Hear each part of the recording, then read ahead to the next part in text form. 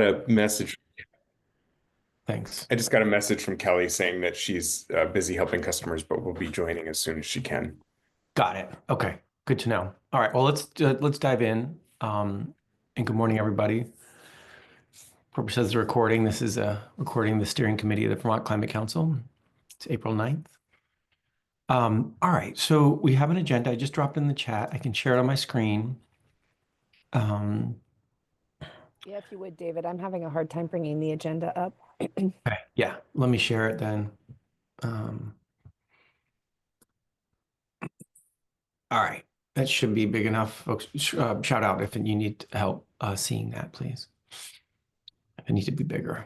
All right. So the main thing we want to do to get going is look at our agenda for next week with the council. It's kind of a special meeting. We want to walk through it. And in walking through it, we're going to talk a little bit about it, particularly one or two of the agenda items. And one of the key things in there is about how to deal with all the chapters and the text. So we want to talk about that today amongst us as the steering committee too. We're going to break for public comment in the middle of the meeting, a little past 11.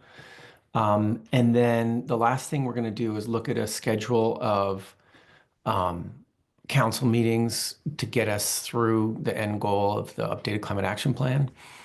And it's very drafty what's written there, so we definitely want to talk about it and adjust it. But we think it's helpful as a steering committee for you all to like wrap your heads around what's it going to take to get this done and get us over the finish line. That's what we're trying to do. Those are the two things on the agenda, but the first one definitely includes some of the content that's in that next Monday agenda. Before we dive in, any quick questions about this? Yeah, Jane. Just curious if other steering committee members, there were two sort of late additions to the steering committee page for today's meeting. One was the draft, the table of contents for the chapters for the climate action plan, and then some slides that I was going to talk about with David around sort of process for review of the content chapters, both the introductory and substantive. And I can't see those on my page. Liz is saying she sees them, so I'm just kind of curious if others Look. can see. Oh yeah, they're not, none of that is there for me. It's not updating. I don't know why. The Okay. draft chapter guidance. That's one of It them. looks, Yeah, see everything. That's It's on on there. David's page. I can see all of them, Jane. None of them load for me. Oh, okay. That makes me feel better. I can't Maybe see them this- or load them, so I'm curious. The state computers might be not happy. I Okay. can see them and load them, so it must All be right. location specific. Okay. Okay. David Thanks, can Pam. run through, you can put them on Yeah. screen for me when we get to those things. Thank you. I'm happy to keep them on screen. Anything else before we jump in? Okay, great. The minutes got thrown up like 20 minutes ago. So if we want to postpone this until next meeting, or if folks want to click through and take a quick peek at them, let me just pause for a second and let folks, if you want to scan those minutes, if you haven't had a chance. Would anybody prefer to actually approve minutes at a subsequent meeting? I would, because I can't see them. Let's do that. Let's push this out and not do this now. We'll do it in our next meeting. Thank you. Yeah, you bet. Okay, so let's look at what we're thinking about for Monday. All right, so there's the idea for Monday is really to do three things. One of them we've been talking about for a while, which is to update the land acknowledgement and to do a meaningful exercise around that, similar to what we did 4 years ago. Judy's going to lead that effort. Earl's here on the phone. I don't know, Earl, if there's been any communication with you and Judy on that. But certainly Judy's going to lead that effort. And we're talking with her tomorrow about that. And certainly our intent is to do something similar to what happened where last time, if you remember, for those of you who were involved, you remember like we went outside and this was done virtually, and we will do it virtually as well. But, you know, we all sort of went off the Zoom for a while, went outside and sort of had a moment of understanding what it meant to be connected to the land. So we'll work with Judy tomorrow and make a plan for that. We'd spend about an hour doing that. Then the next thing would be what I want to talk about a little bit here with Jane, which is the process for reviewing all of these chapters and the text within the chapters. Let's not do this right now. I just want to show the rest of this and then we'll come back to that piece. The final piece that we're going to do are these two pieces. One is, as we usually do in these meetings, any written comments that come in. Sophie can do a quick summary of what it is and to inspire counselors to read and to pay attention to what's coming in terms of the comments. And then we wanted to do a little sort of preparing to participate in the events because they start next Monday. In fact, they start tomorrow in the virtual events, but the in-person stuff starts next Monday. And so we wanted to do two things. One is just practically speaking, make sure everybody's on board, understanding what's happening, but also to do a little moment of, as a council, talking about what is it going to feel like to be out talking to folks about this in public meetings, have a variety of opinions, maybe some opinions that are frustrating that feels very different from your own. Like, how do you want to show up in that space and have a little bit of a moment about that? So that's the last thing. Oh, thanks, Earl. I'm just seeing a chat. All right, so that was the meeting. That's it.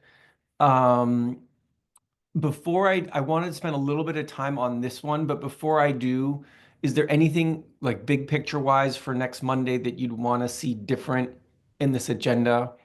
Are we missing something that like I've completely forgotten that would be helpful to do on Monday? All good? Okay. Yeah, What- Jared. This is very minor, and I think it's probably implied because we usually do it, but I wonder if it's worth explicitly noting it and preparing for it in some way, which would be a preview of the upcoming of the next meeting, of the one in May, including just a heads up about when background materials will be ready and what kind of review may be suggested for counselors to come to that May meeting ready. I don't know if it's just going to be presentation the day of, or if there will be materials to review in advance, but I think that'll be a fairly important meeting on, what is it, May 5th, in terms of the update to the BAU and pathways related analysis. And so I think just a preview of that would be helpful to give folks a heads up.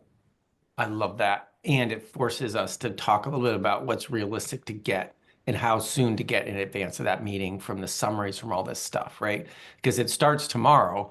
The last one is, the 30th, which is just a few days before. Or actually, the last one is the 1st of May. So Jane, you have a hand up. I was just going to acknowledge that at the end of this meeting, I put together a slide to sort of preview a schedule of the council meetings and what are the substantive topics that take us through adopting a plan. And so let's look at that and then think about if we want to add that actually to this agenda, because I think it does call on capacity issues for everyone, including counselors, and sort of timing. And I think we have to own how that's all going to work a little bit on both ends, both in the reality of what is presented and what people have capacity to review ahead of time. So, yeah. Yeah. Great. So we could add to this agenda exactly that, maybe in the end there. It all sort of fits together with how are we bringing the outputs of this engagement to the council and then the work the council has to do. Okay, great. Then can we have then a quick conversation about this piece, which is the process for reviewing text and chapters? I'm going to pull down this and go back to this.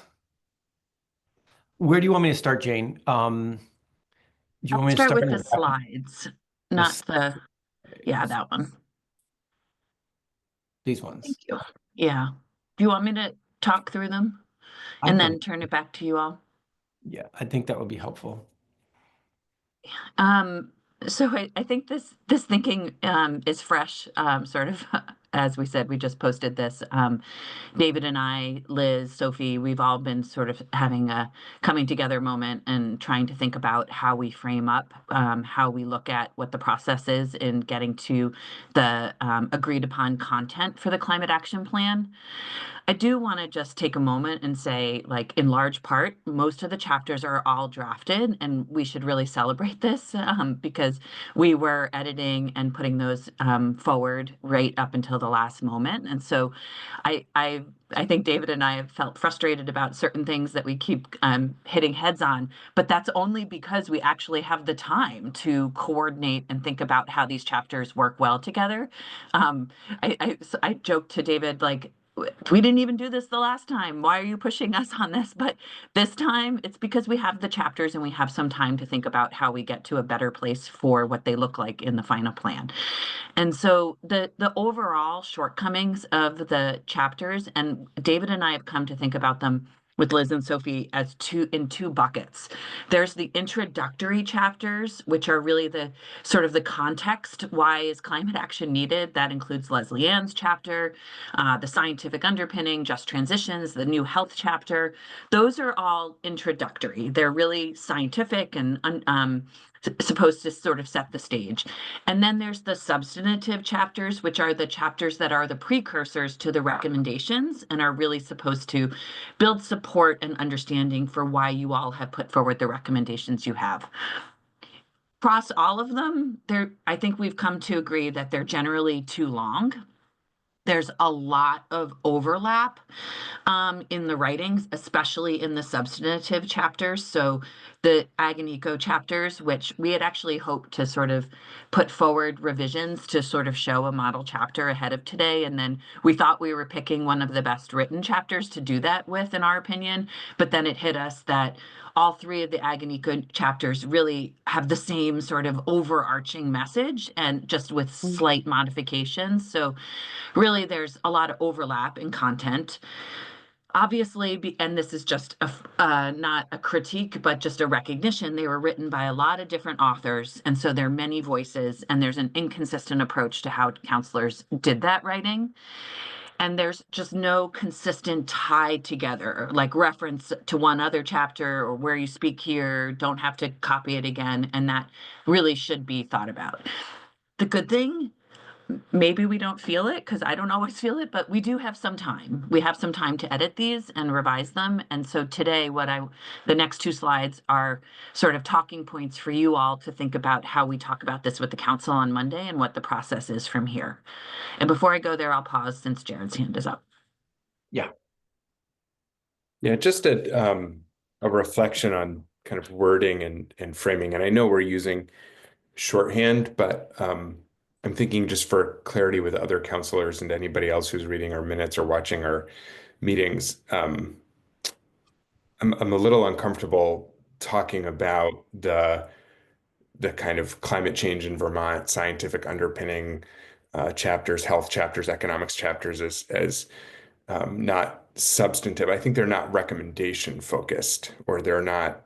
And so I feel like I wouldn't want us to call those non-substantive chapters and the other chapters substantive. So it's just going forward, if we can catch that and frame that as kind of I think it's really the distinction is chapters that have recommendations versus chapters that set context. Okay. No problem. Maybe, yeah. Thanks for the language help. Okay. Oh, and here we go. Yeah, we can change it though for the council meeting. Yeah. Okay. So I think there's a really simple approach for those contextual chapters. And we're posing this to all of you today. These are decision points for you all to discuss. So this is just a suggested approach. I would empower our office, the climate office, Liz, myself, others, to just continue to work through with the lead authors. Really inform in service of two things. Formatting, those chapters have been given to us in a way that is challenging for us to pull them into a cohesive document. It's just the way they're formatted, the way the pictures are put in. There's work that needs to be done in that space. And then there needs to be revisions to them really to support them as chapters in a climate action plan, rather than, I would argue, some of them have been written as standalone papers, like they have executive summaries to a chapter. You know, there's components of them that don't feel relevant when you're kind of going through a climate action plan. So I think that they're closer, though maybe perhaps than what needs to be happen with the recommendation chapters. And so my suggestion is that the Climate Action Office, working with the lead authors on those, can put forward revisions to those chapters to help them be coherent for the plan, final plan. So that's my pause there. And then the recommendations chapters, I think there's three things that we put forward. First, I think we need you all today to agree on what is needed in those chapters. Dave, we used a word count to get us to a climate action plan that wouldn't be more than 100 pages this time. We actually want to revisit that, and actually I think these chapters could be cut in half. They're very long. We could really work to streamline them. And if we could agree on what that consistent content is for those chapters, the pieces are all there. It's just a matter of pulling them out in a way that is consistent across them. So the way that we have been talking about them in support of all of you is that they're really the space to provide a narrative that makes both a rationale for the focus area. Why are transportation recommendations needed? What is the space for this? You should include essential background that gives context to the priority actions. So what are the data, key milestones? Speak to what we have heard through from public engagement. What are the consistent themes around how the recommendations have been brought forward? And then they should include a brief discussion of the priority actions. So we should probably say priority recommendations here, because they really aren't actions anymore. They've become sort of a melding of strategies and actions the way they've been revised to go out to the public. But that doesn't mean including word for word what the actions are or the recommendations, but really some description in a short sentence or two about the recommendations and why these are the ones that have been lifted up. So I'm hopeful you all can use this as a starting point today on sort of what that narrative is and what should be included to help format better guidance that goes back out to the authors. If you can go to the next slide, David. Liz, I'll just wrap up real quick, and if that's okay, and then move to questions because this is shorter. And then the next two steps, one of which I think you all can address today, is a revisiting of the table of contents and consider what those chapters really are needed. So for instance, the 3 ag and ecosystems chapters really cover the same content over and over. And could we work with those 3 lead authors to sort of pull all together one chapter that speaks to the role of agriculture and forestry and forest lands, natural areas in supporting climate action, and then speak to those subcomponents underneath around resilience, around sequestration and storage and mitigation, but not that same sort of basis around the work and why this area is needed is carried throughout the 3 chapters. And then the mitigation chapters really need a tie through. Yes, they're separate sectors, but they're all very redundant around sort of cutting climate pollution and the need and action. And so I think they can be tightened up, and really someone needs to work in a group to tie through a consistent theme. So a lead author, perhaps, for those, what are 5 or 6 chapters, needs a sort of overarching look.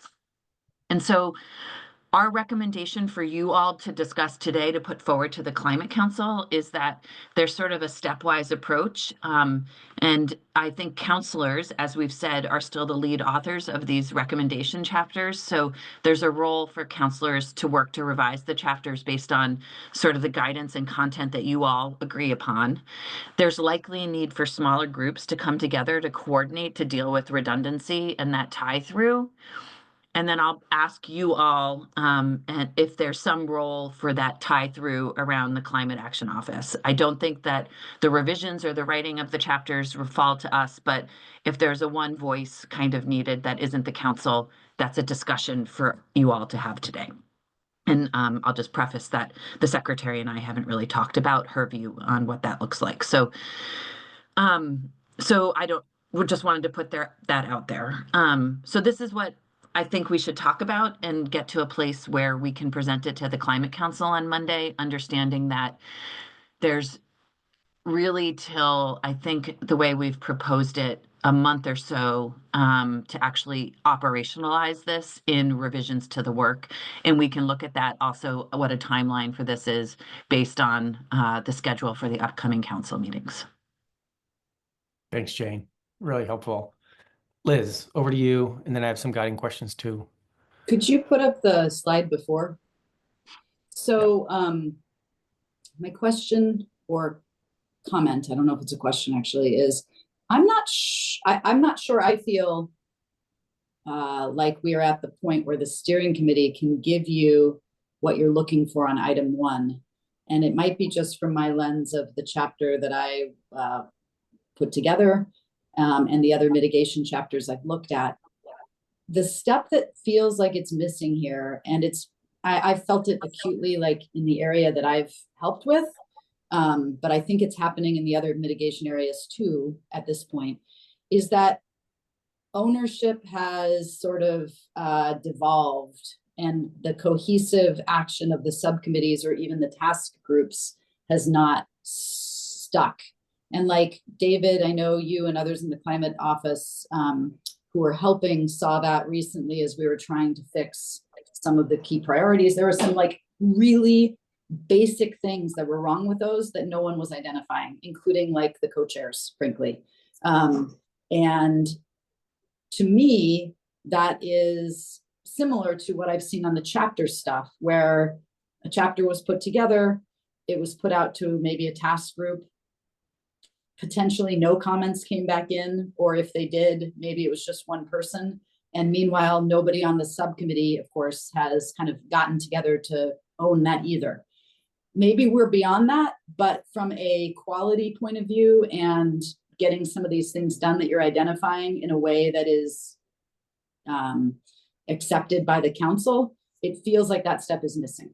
So rather than have the steering committee do this, my suggestion would be that we consider activating the subcommittees to do it this month. Okay. Right. So there's this feeling of like missing glue and missing history. Exactly. The folks who generated the priorities and the kind of, separation in the first place are missing from this bring it all together step. And a few of us are doing it just as one-off because we were volunteered to do the chapters, but that's not the same. At least from my point of view, I don't feel that it's ready for prime time with the right people having looked at it. And I think that came through in how the priority recommendations got rolled out bluntly. Thanks, Liz. Yeah. Okay. Jared? Yeah. The way that I'm reading this, and correct me if it's intended differently, Jane, is I think actually what Liz is saying can align with what Jane has presented in that I'm reading this as, does the steering committee agree on these in terms of trying to achieve some consistency, that this is the type of guidance we would want to offer back to the lead authors in terms of how to revise the chapters to achieve that greater consistency in terms of the rationale, the essential background, etc.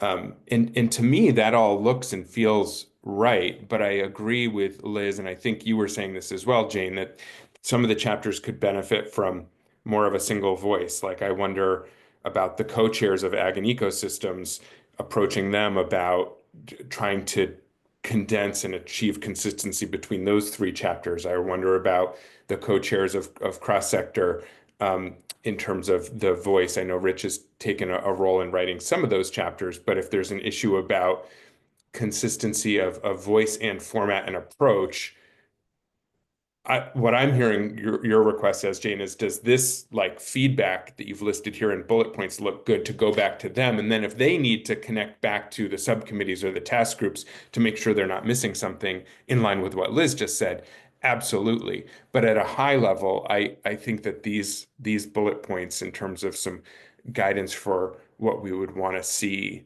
in each of those chapters, that looks good to me. Great.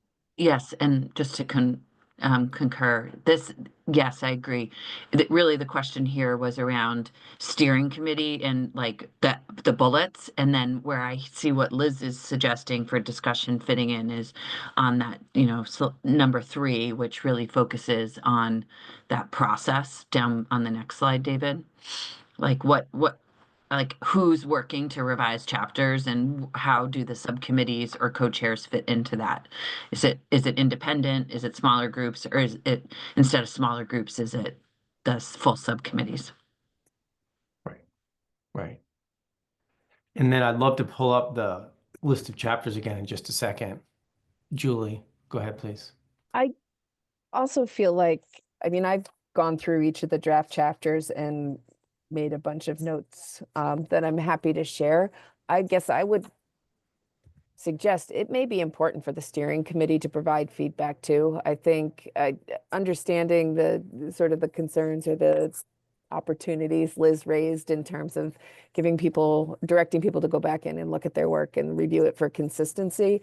I think there's some overarching feedback that may need to come from the steering committee at this point too. And we've sort of built one draft from the ground up before we go back into that ground level game. I think getting some higher level perspective, the kind of comment you're describing about looking to combine some of the ag and ecosystem chapters, but I've got, I guess, things I frankly disagree with.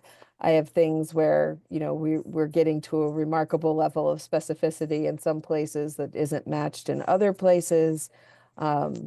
And I just wonder if there isn't, frankly, a responsibility on the steering committee to provide some feedback for folks to consider as they re-engage with the content. Well, could I pull on that thread for a second then, Julian, to say, like, is it things like your second point about the level of specificity, like, hey, we don't need to go there, or like, what would be the feedback if it wasn't like specific, like line item feedback, but sort of general feedback that you think would be helpful to give? What would it be?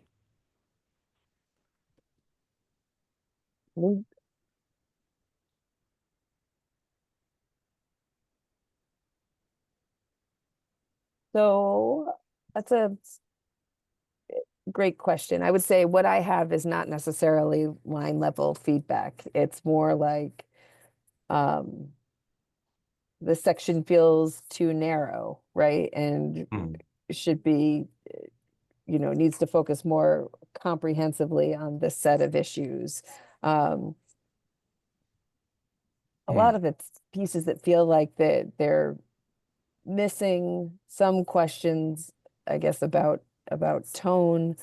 I jotted down for myself a list of kind of high level issues, including I think, and I raised this offline with Rich recently too, is we have a narrative that talks about both the attainability of 2030 and the the importance of affordability. And I think at times it finds itself at odds with each other, and we need to sort of resolve that. And then, yeah, my other high level piece is about that level of specificity and trying to flag places where it felt like it was out of whack. Okay. All right. I wonder, I mean, that seems like something that maybe isn't this meeting, maybe it could be, I'm not sure, to do that kind of analysis. I think this meeting for sure is more process oriented as well, right? Of like, how does this work get done? Who's doing the work? What instruction are we giving and guidance to do the work, right?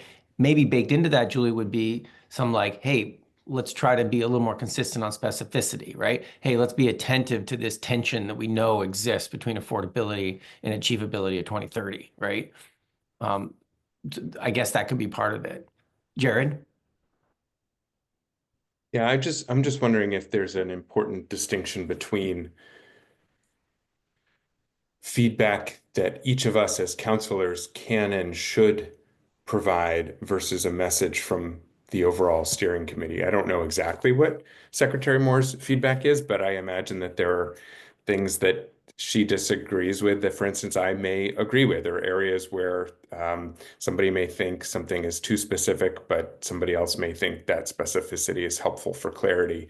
So I absolutely think that each of us has the right, and to the extent that we are able, should have the responsibility to review the chapters, especially the substantive recommendations, and provide that feedback. I just don't. I think that I'm more comfortable providing high level feedback from the steering committee in terms of consistency of approach, context setting, format than providing substantive feedback at this point yet. I feel like that's something that we should each do individually as counselors.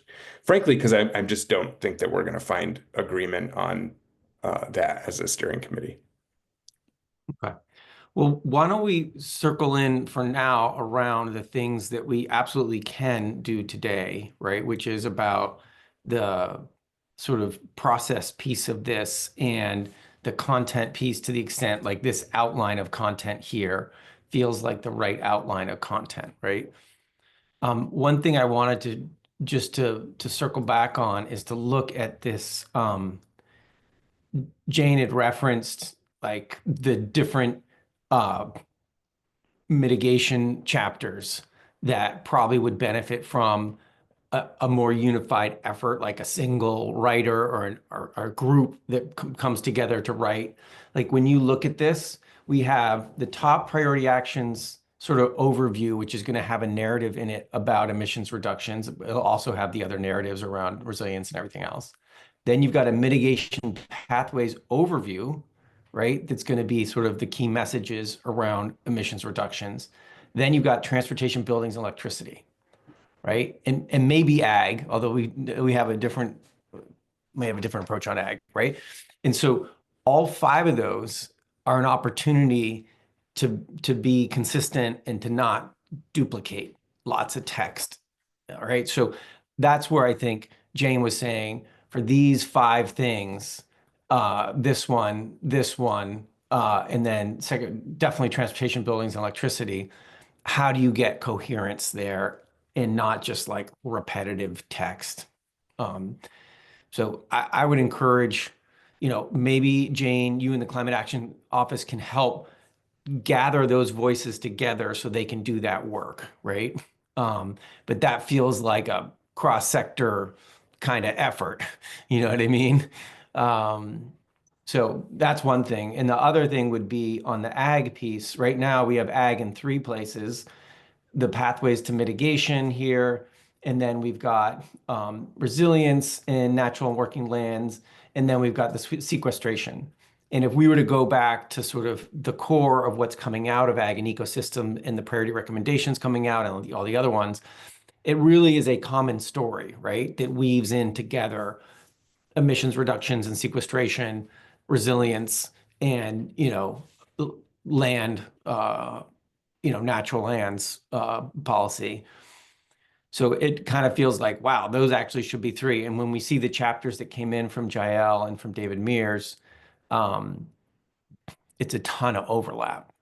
So again, the Climate Action Office could help gather Jael, Billy, David Mears, Ryan Patch, like, okay, what are we going to do here? Let's do a single chapter or let's do 2 chapters. What are we going to do? That's work that needs to happen. Jane? I was just going to add, because hopefully what we'll get to from today is some sort of process guidance that we would discuss with the council for this. And it sounds like there's a couple things coming in that for you all to discuss, but one of which now you're suggesting is these smaller groups should be, at the very least, should be the lead authors who are counselors and co-chairs. So, and then there's a question that I think Liz has put on the table, a good one, which is there a role then for them once the I would suggest that should happen first, but Liz, you can challenge me on that. And then from there, do those chapters go to a subcommittee before they come back to the council? And that's not something we had originally envisioned here, but obviously could. Yeah. Yeah. So that Okay. first point is counselors work to revise chapters collaboratively with co-chairs or something. And then, yeah. I feel like, 1 and honestly, 2 might be the same thing. Yeah. for most of them, it's going to start with this second bullet, right? For all the ag and eco stuff and all the mitigation stuff, it's probably going to start with pulling together this group and saying, let's be rational about how we're scheduling this, get this text in here. And then, co-chairs can then convene a task group or the subcommittee or not, or however that works, right? But I think getting together with co-chairs and the council writing person is going to be really important. All right, we're a little bit past public comment time, so I want to pause. If folks can just sort of mull on this for a second, and then after public comment, let's come back quickly and just name what it is we're running with and what you want to present to the council on Monday. But let me just pause for a second and say, we had said we'd do public comment 11:05, 11:07. If you've been joining this meeting and you'd want to make a comment, please, this is a good time to do it. If you're not a member of the steering committee. Earl, go ahead, please. Oh, there we go. Hey, Earl. Yeah, I just wanted to say how much I appreciate that you want to come back to our chairs and co-chairs of the subcommittees and let us, kind of have a look at this as well before it's final. I think that's important. What I see for my little perch is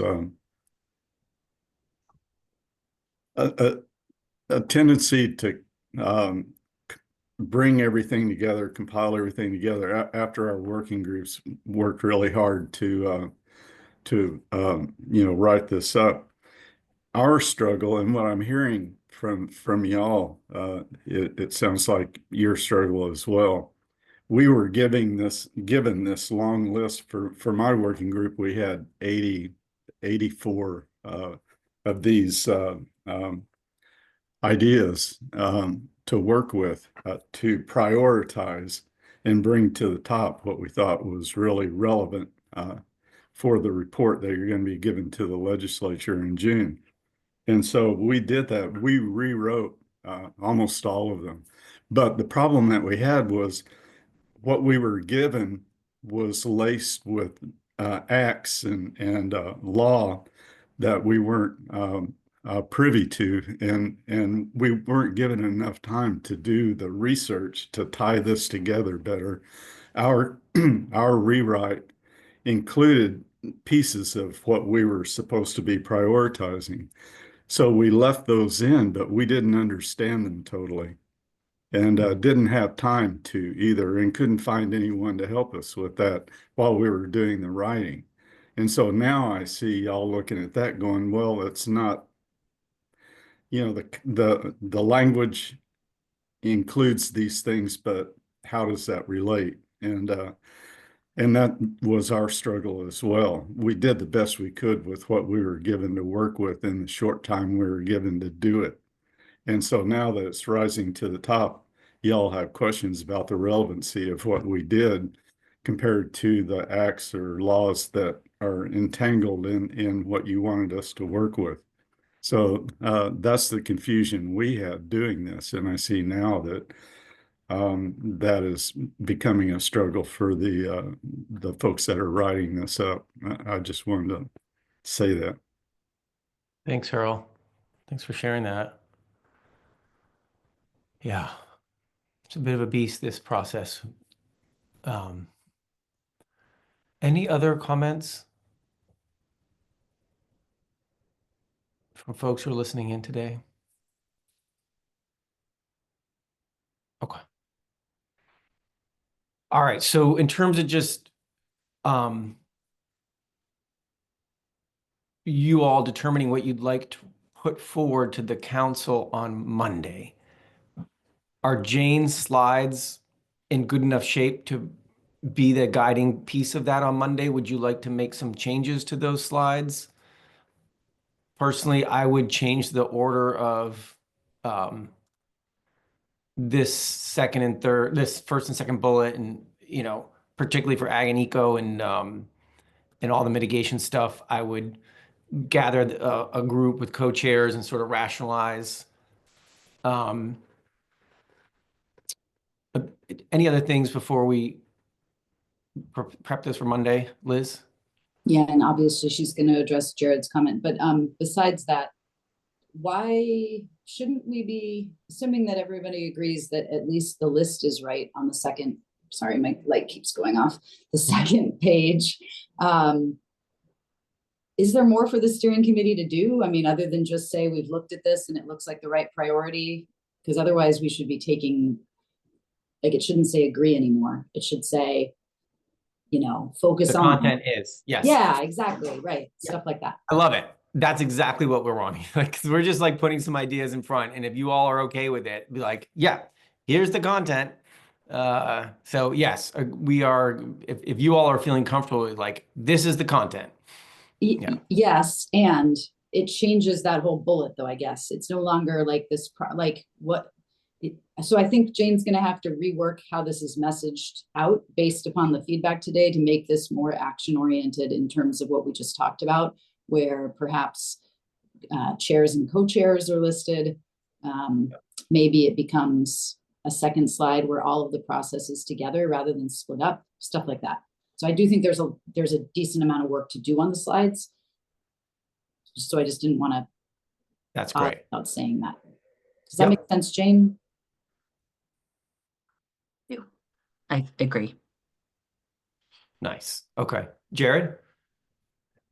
One thing I am aware of and a little concerned about is I want to make sure that this process kind of moves us forward and brings us to resolution and doesn't kind of go back and create more confusion. And to me, the key thing here is I feel like we did good work to identify chapter drafting leads.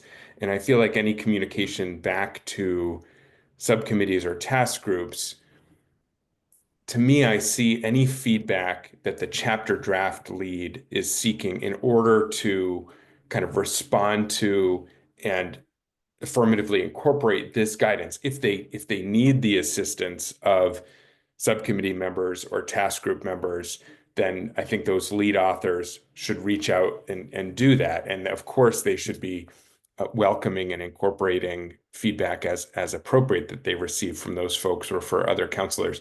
I just want to make sure that we don't send a message that we're like going back to rewrite the chapters with task groups or with subcommittees. I think that we've done the work to identify the chapter leads. They should, I feel like this is broadly agree with the comments that Liz made and David and Jane made around kind of updating this a bit. But overall, I think this is good guidance. But I really see it primarily as guidance to the chapter draft leads, and then they can work with others. But I just want to make sure we don't send a signal that we're going back to rewrite chapters as subcommittees or task groups.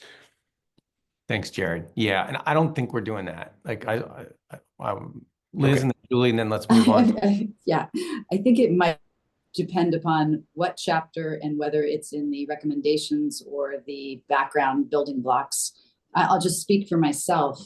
I agreed to do a chapter and it is 100% not vetted.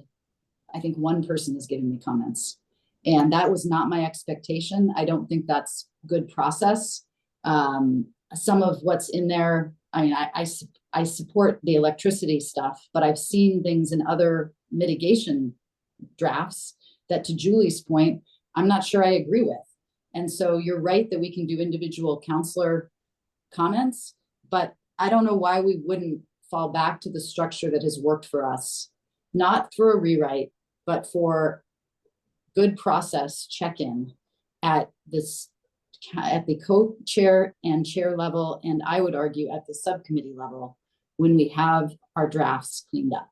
Because at least for me, telling me to clean up my chapter isn't going to make it any more acceptable or not to other counselors when it hasn't had a process around it at all. And I think that's true of other, at least recommendation chapters, at least in mitigation. It just didn't happen. Thanks, Liz. Julie, and then Jared, let's wrap it up and do the next thing on the agenda. Yeah. Yeah, I think sort of building on what both Liz and Jared said, to my mind, we're trying to sort of roll these pieces up. And so it can't go all the way back down to the ground floor. I think getting to the extent we've identified these areas of overlap, getting those chapter authors together to work together to resolve the concerns, and then fully agree with Liz. We've got to identify the point in the process where counselors start to weigh in on this. I'm very supportive of kind of the ground up strategy we've used to draft the chapters as they exist, but I think counselor input is essential. It may change things, and there's importance of having a feedback loop to the subcommittees and task groups and work teams that put the information together. But ultimately, counselors are the ones who have to stand behind the climate plan. Yeah. Okay. Yeah, just really quickly, I agree with what Liz and what Julie said. My only point that I was trying to make is that I think we want to be clear about who's holding the pen, and that we want counselors, especially counselors on the subcommittees that these chapters are coming from, to review and provide feedback, and for that to be considered and possibly incorporated. But I just want to be really clear, and I don't think anybody's suggesting that we're sending a clear signal about how this process can proceed in a productive way. And I think that means being clear who's holding the pen to incorporate that feedback, rather than anybody potentially interpreting that there's going to be a subcommittee or work group rewrite. Yeah. Right. Because we have moved to the council level in Yes. that. And so the glue, the history can come from task group members and subcommittee members as needed, but the pen's being held up in the council now. And to go back and forth would be challenging at this point. Yeah. Okay, great. I just pulled up the agenda to highlight this next piece, which is looking ahead at the schedule of meetings. I will pull this up. This is super rough. And Jane, you had gotten a lot of this down on the page. You want to walk through this the way you're thinking of it? Sure. So obviously we just have focused on what's going to happen at the April 14th meeting, and then just looking at what we both have on the schedule versus what we still might need for additional council meetings. I just tried to sketch out what I see as the core function at each meeting. So we come back together on May 5th. To Jared's point about timing, we will have just finished engagement on the Thursday before.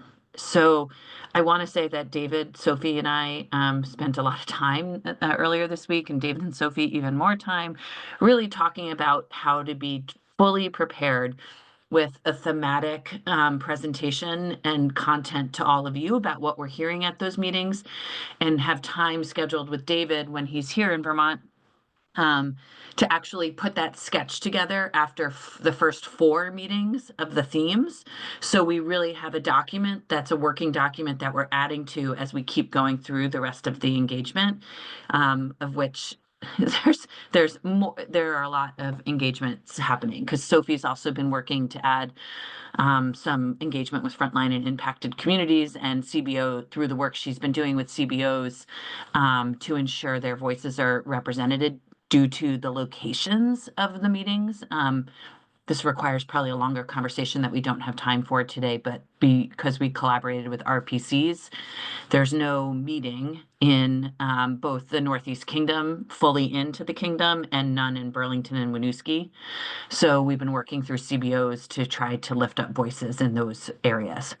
So CBOs all are of the, community-based yes. organizations. Yeah. Thank you, David. So our expectation is that that information, which won't come to you till Friday is not something that you will have time to digest by Monday. And so how we present that on Monday to all of you is going to be the intentional like takeaways and themes as the CBI team and the CAO team think about it. And then we build in and develop a process for you all to still further sit with it and think about how that impacts your recommendations. So I don't think there's a lot of pre-work on the engagement that needs to happen before the May 5th meeting by you all. It's our job to make sure it's digestible at the meeting and you have capacity after to use it. The BAU presentation, the business as usual presentation, will also be on the May 5th meeting. That is not due to be finalized till May 2nd. So again, that will be a presentation to all of you with a process outlined for how you provide feedback and comments on it. No pre-work because we won't have pre-work ready. So that's May 5th. I'm going to run through them all and then pause, but and then the final component of that meeting is what I just indicated for both of those things. What's your process for revising recommendations based on this new information? May 19th is the goal of how you have those revised recommendations. And really, May 19th, I think, is where we're moving to finalize the priority recommendations. So the hope is that you come out of May 19th with those priority recommendations agreed upon and settled, so that the other chapters and other work associated with drafting the plan can then be finalized and moved forward for June. That is the chapter Jared and Julie are leading on, the context for the priority recs, the executive summary, etc. The June 2nd meeting, which is on the book, is when we hope to present the scenarios, which is the modeling that would show how to close the gap from the business as usual model that you would have seen a month earlier. That meeting is when we would also move to finalize the chapters that we're discussing today. So any timeline for the process you all talk about on Monday would move to have that content really like totally vetted and locked down by the June 2nd meeting so that you all have can have time to review it and move to finalize and agree to those chapters at that meeting. June 9th will be the sort of new chapters, which is the executive summary, the letter from the council we've included, a table on what needs rulemaking and legislative action, and a public engagement chapter. And then any edits, final tweaks, and this is for you all to discuss. I assume this will be needed, but just want to put it out there. Numbers, like targets around recommendations due to that scenario modeling. And then I'm proposing that we need a June 23rd meeting at the very least. But we would love to use that meeting to do a wrap up of the legislative session and adopt the plan. So that's the goal, is adopting the plan June 23rd. Gives us space and maybe breathing room in case we need a June 30th meeting. But the hope would be June 23rd is the day.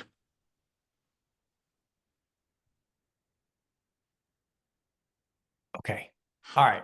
It's a So lot. Yeah.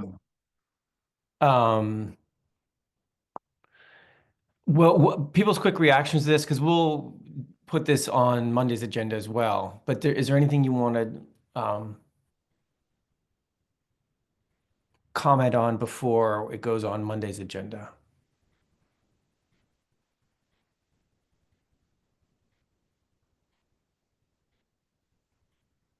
Okay.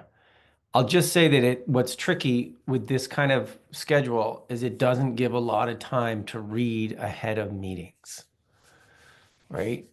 And so I feel like if we're moving to finalize stuff here, that makes me nervous if we're just like how are we pulling together any changes based on this? Like maybe this is we move to finalize based on the notes, right? And then we look at the actual stuff at subsequent meetings, right? We have time to sit and read kind of thing. Because I do want, when you adopt the plan, I want everyone to have a chance to actually read it in detail.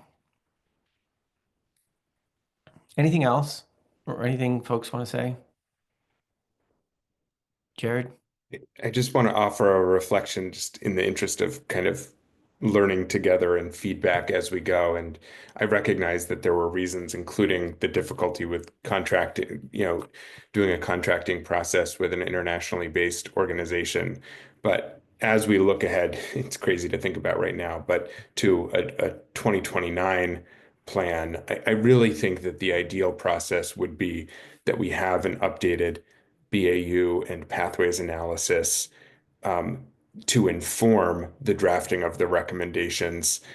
Ideally, we would have had that at the end of last summer or fall, and it's really difficult to be. I mean, it's better than not getting it, but it's really difficult to get it at the end of the process. And I just hope that we can plan next time to make sure that we're getting the underpinning analysis when we're starting the process, not at the end of the process. Thanks, Jared, for sure. Yeah. Anything else in terms of how we're going to use our time with the council? Okay. All right. I think that's it. What am I forgetting? All right. So we'll see you all Monday. Just one comment on the slide is is a new meeting proposed. Nobody said anything, so I'm just gonna Which cancel one? it. The 23rd. Have Liz work yeah. with us. Yeah, I just put it on calendar and we can always, if people raise issues on Monday, we'll know that. Yeah. Okie doke. All right, everybody. We'll see you Monday. Thanks, everyone. Appreciate the time. Have a nice day. Yeah. Bye-bye.